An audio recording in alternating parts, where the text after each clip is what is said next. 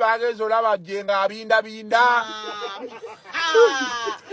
Baroze baita mobile drip. Mangu baji musozi. Bamutadeke chupa. Maziga wali wa pasta Jengo Kawala Bibi era nga mukyala we Fiona yavuddeko kanaluzala lindirira nkubulire era nkuwe lwaki omukulu yasobodde okuba nga azirika omukazi ye yamukutte lubona ng'ali n'omusajja omulala. Omukazi ono kinajjukira yakamala okuba nga amulaga ensi oba oliawo yakamala okumwanjula kakati lindira nkubulire lwaki byazze bwe bitokati nguletedde ne Calvin Kayanja atabukidde Abitex ale n'ensonga eza Bobi Wine ez'okugenda UK alina byazogeddeko maasawo naye mulina ate nga ngenda kubanga nkuwa ne full figure ku nsonga z'ebisiyaga mu Uganda bina byayogedde bonna maasawo ngenda kubanga mbakuwa ate tusobole nga tutambulira mmenga kujukiza nga buli enkola yaffe video eno jimpede like subscribing ate tusobole okubanga tutambulira ddala mu kujukiza mikwano gyaffe aba international conference egenda okubeera wali mu Toronto wali mu Canada kusomeza ali 3 August 24 era nga bano bo basaze okuba nga bakuwa embeera bwetyo ate bisobola okuba nga bitambulira ddala kakati nkujjukiza ffe ogwaffe gwakuba nga tukuwa emboozi zino ate tusobole okuba nga tweyongerayo. Njagala kubakuwa eddakiika eno yennyini kasooke ne kasoko nga kunyumiza emboozi ya Pastor Jengo nawe wulire Calvin Kayanja maasawo kosa ne full figure. Kati Jengo na omukazi oyo bamala okukola search ng'agamba nti katraka akali mu ssimu y'omukazi yateeka katraka mu ssimu y'omukazi akola byaki ebintu ebyo tobuuza waliwo gwe mmanyi yalina katraka naye mu mmotoka ne bamugamba nga tukola kugula ndimpiriyo ate ku ssimu oyo mpira kirala okitegeera okutuusa oli we yagaakana akamotoka nkakooyi kwe kuwona traka toyogera ku traka gyereke munnange kati nga kyengera yennayenaawo ka eriyaako nga bakasalako n'abapoliisi nyumba ku nyumba banoonya omuwala okitegeera kati omuwala we bamufuna Jengo n'abala nti omuwala ono okumumala akajanja kamulage mu bantu abantu bategeere nti wange ebyo abantu bye twagala gwe kasito tuga nti oyo ye bba wange oba ono ye mukyala wange fa we twagalira ddala nga maketi ojambusa okitegedde munnange nga baleeta mukazi nga bamutulaga ku kyaki kirimu ebizigo naye kirimu ebizigo kirimu ebizigo ne bakola lekala akantu kedda abantu edda ke bakolanga baava wansi eri ne bajjamu badduka abasiru negalabalaba munnange amaze omulaga congregation abamawulire bazze bakubye ebifaananyi bamutaddeyo byonna ebyo abikoze abikola agamba nti mukyala wange benna amulaga ensi bajja kukola ki bajja kumuta omukazi yeeyongedde demand kati era kukozesa traka bamukubira takwata olunaku lulamba ba traka yagenza otwala Pastor Jengo yamusudde ku Salama Road wano kulekana guns were roaring ngari mu tanks omwana ng'ali mu kusaba ali mu moyo sapule ali mu nnimi kadi omusumba bamugwako ono mukazi wange biki muli kuki wano omukazi nagagwange sabula baby ismi who are you gwan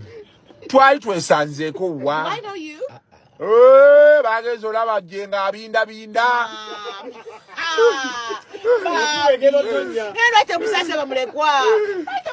bwawoza tata yafaako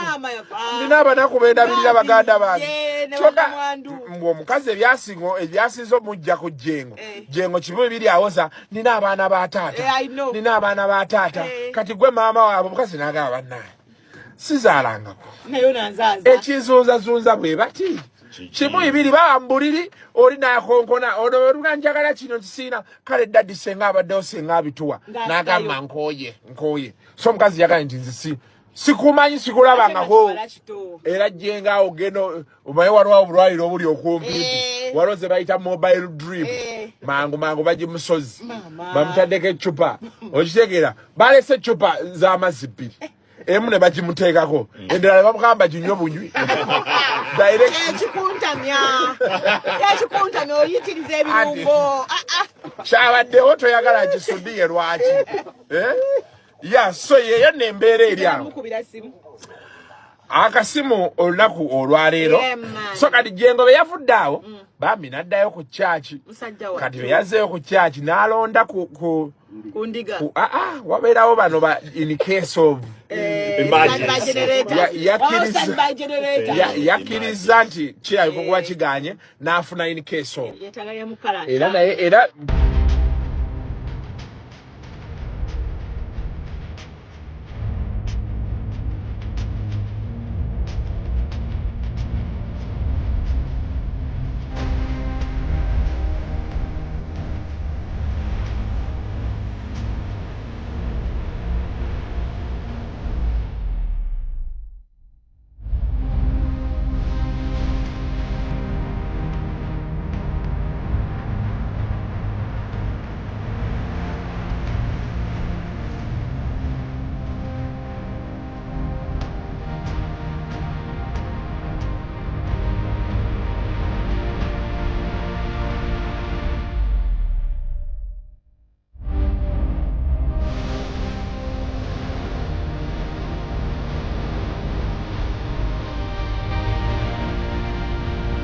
Lwaki buli omu yenna omwekubyeko omusajja tanteekako ekivulu naye ddala ani ayinza okuyimirirawo nga wateeka ku muvubuka omuto palaso ku lunaku lwe yategeka ekivulu naawe kola ku looso ogiwulire naawe ozirikeko kyova olaba nkugamba oxygeni sirinde ekubeere kumpi kubanga wasiga bukyayi keekadde obukungule bannayuganda mwenna njagala obbakunga tugende nakivubo nga 31 tuwagire omwana mulenzi alien skin omukulu ono yasiga obukyayi n'ayagala palasa afe pulesa